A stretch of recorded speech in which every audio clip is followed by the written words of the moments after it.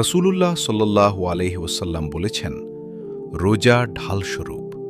তাই তোমাদের কেউ যখন রোজা রাখে সে যেন অশ্লীল কথা না বলে এবং ঝগড়া না করে।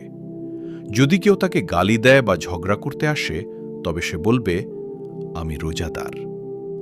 সহিহ বুখারী ১৮৯৪, সহিহ মুসলিম ১১৫১। রাসূলুল্লাহ সাল্লাল্লাহু আলাইহি ওয়াসাল্লাম বলেছেন, আদম সন্তানের প্রতিটি ভালো কাজ তার জন্য। একটি নেকির প্রতিদান ১০ গুণ থেকে ৭০০ গুণ পর্যন্ত। কিন্তু রোজা আলাদা, কারণ রোজা আমার জন্য আর আমি নিজেই এর প্রতিদান দেব।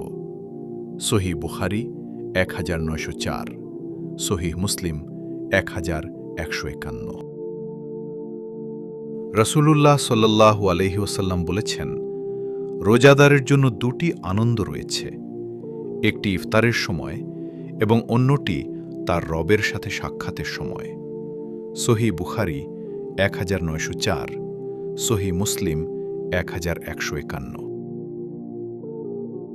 রাসূলুল্লাহ সাল্লাল্লাহু আলাইহি ওয়াসাল্লাম বলেছেন, রোজা এবং কুরআন কিয়ামতের দিন বান্দার জন্য সুপারিশ করবে। রোজা বলবে, হে আমার রব, আমি তাকে দিনের বেলা খাবার ও প্রবৃত্তি থেকে বিরত রেখেছিলাম, তাই তার ব্যাপারে আমার সুপারিশ গ্রহণ করুন।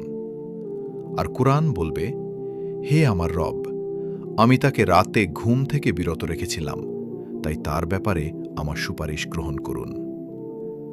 তখন তাদের উভয়ের সুপারিশ গ্রহণ করা হবে।